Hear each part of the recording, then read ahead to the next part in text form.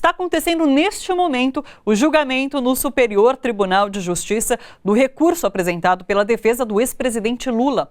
Há a possibilidade da quinta turma, que analisa o recurso, rejeitá-lo e manter a pena, como foi fixada pelo TRF4, atender completamente o pedido de Lula e anular a condenação, determinando a soltura do ex-presidente, ou ainda aceitar parcialmente o recurso e reduzir a pena do ex-presidente, o que possibilitaria a prisão em regime semiaberto ou domiciliar. A gente acompanha agora ao vivo imagens dessa sessão que acontece nesse momento no STJ. Da incompetência ora suscitada.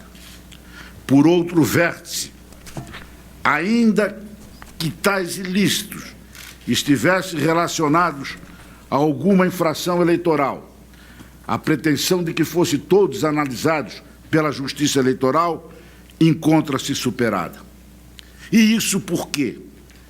Já foi proferido sentença condenatória no presente feito, inclusive confirmada em sede de apelação, inexistindo razões para o envio do processo à Justiça Especializada, onde sequer há procedimento instaurado para apuração de eventual crime eleitoral ou conexo.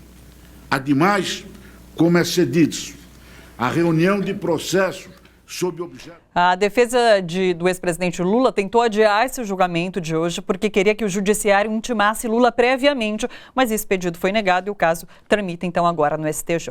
Bom, quem analisa esse julgamento é o nosso convidado de hoje pela web, o jornalista Breno Altman, do site Opera Mundi. Oi, Breno, tudo bom? Boa tarde, tudo bem? Boa tarde, bem-vindo, Breno. É possível prever o resultado desse julgamento? Olha, o relator, Félix Fischer, já proferiu seu voto. Embora ele tenha rechaçado praticamente todos os argumentos e recursos da defesa, ele aceitou a tese que contestava a dosimetria, o tamanho da sentença, reduzindo a pena de 12 anos e 3 meses para 8 anos, 10 meses e 20 dias. A prevalecer a posição do relator, até esse momento foi dado apenas um voto do relator, outros 3 votos serão dados em seguida. Nesse exato momento, um segundo voto está sendo proferido. A prevalecer a tese do relator, o ex-presidente Lula poderia progredir para o regime semiaberto daqui uns 5 ou 6 meses, por volta de setembro, ele teria direito a uma progressão penal, desde que paga a multa de 175 dias, de cada dia equivale a um salário mínimo, mais uma reparação ao redor de 2,5 milhões. Essas penas pecuniárias em dinheiro têm que ser pagas para ele poder ter direito à progressão penal, não é? O juiz Félix Fischer, o ministro Félix Fischer, ao reduzir a sentença de 12 anos e 3 meses para 8 anos e 10 meses, também reduziu o valor da multa e da reparação imposta ao ex-presidente. É uma decisão, se ela se consolida, é a primeira, embora pequena, seria a primeira vitória da justiça, no caso do ex-presidente Lula. Seria o primeiro passo no sentido de anular essa fraude judicial que o levou à cadeia, mas ainda uma vitória que seria provisória e tímida, mas cada passo é um passo. Breno, tem gente que acredita que no cárcere Lula escancar essa injustiça dessa decisão, desse processo que ele vem sofrendo de uma forma mais clara, enquanto que preso em casa essa condenação não teria o mesmo apelo. Qual é a sua opinião sobre isso? Ele, de repente, deveria cumprir o restante da pena em Curitiba ou na casa dele, em São Bernardo do Campo? Qual a sua opinião sobre isso? Olha, eu compreendo a postura do ex-presidente Lula plenamente. Basicamente, é o pleito de um homem inocente que não aceita outra decisão da justiça que não a anulação do seu julgamento anterior e a reposição da verdade. O ex-presidente Lula tem afirmado, através de porta-vozes, de uma maneira muito firme, muito clara, de que ele não aceita meias vitórias, um quarto de vitória, pequenos passos, que isso para ele não é o suficiente, que o que está em questão não é fundamentalmente sua liberdade, que o que está em questão fundamentalmente é sua dignidade, que somente poderá ser reparada se for anulado o julgamento fraudulento da 13ª Vara Federal de Curitiba, depois chancelado pelo Tribunal Regional Federal da 4ª Região, sediado em Porto Alegre. Então, o pleito do presidente Lula é de uma solução cabal para o seu caso. Ele não aceita migalhas, ele não aceita conta-gotas. Eu compreendo essa postura, acho que é a postura de um homem valente e de um homem inocente que busca, acima de tudo, a verdade. Sim. Outro assunto do dia é a reforma da Previdência, né? O governo quer aprovar o texto da Comissão de Constituição e Justiça esta tarde. E ontem o governo disse que só vai apresentar os documentos, pareceres e estudos que deram base, serviram de base para o texto da reforma na quinta-feira. Ontem o jornal Folha de São Paulo apelou para a Lei de Acesso à Informação para conseguir esses dados, mas esse recurso do jornal foi negado pelo Ministério da Economia, então os dados continuam sigilosos. E fica claro, ou pelo menos me parece que o governo tem algo a esconder, mantendo esse sigilo nesses dados. O que te parece?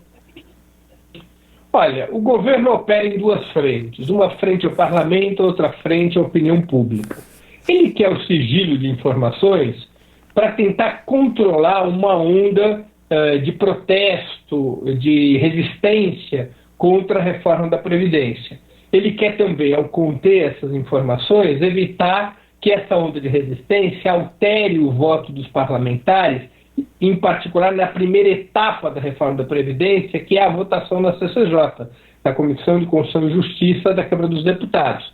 Aparentemente, segundo o governo anuncia, chegou-se a um acordo com os partidos, entre os partidos da extrema-direita, da direita e da centro-direita, para aprovar na CCJ, com 4 modificações, a proposta, o projeto de reforma da Previdência enviado pelo governo federal. Então essa é a segunda batalha, além da batalha da opinião pública, a batalha no parlamento.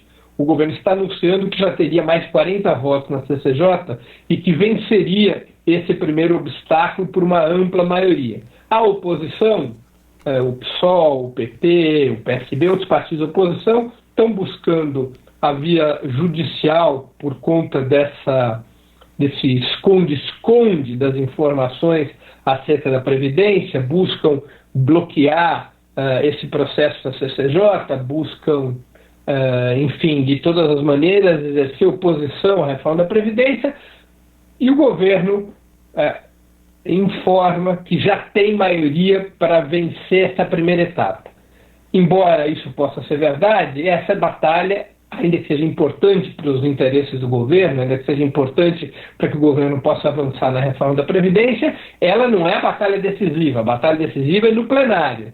E a batalha decisiva no plenário ainda sofrerá a entrada em campo de uma maneira cada vez mais ampla da classe trabalhadora, dos seus movimentos. Um 1º de maio bastante forte se avizinha, manifestações que podem levar à greve geral já são anunciadas, ou seja, nós vamos ter muita luta antes que o governo consiga, no plenário, aprovar a reforma da Previdência. Vale lembrar que o governo tem que aprovar, por se tratar de emenda constitucional, certas partes da reforma da Previdência, o governo tem que aprovar na Câmara e no Senado, e quando se tratar de emenda constitucional, tem que ter 2/3 em ambas as casas, com votações de retorno, ou seja, vai à Câmara, vota no Senado, vai do Senado, volta para a Câmara, ou seja, não é um processo simples, há divisões internas no bloco governista, há deputados que podem ser pressionados pelo movimento sindical, há deputados que devem satisfações da sua base social,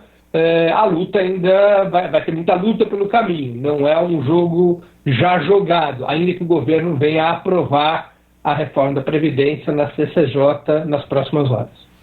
Vamos aguardar. Breno, muito obrigada pela sua participação aqui no Bom para Todos.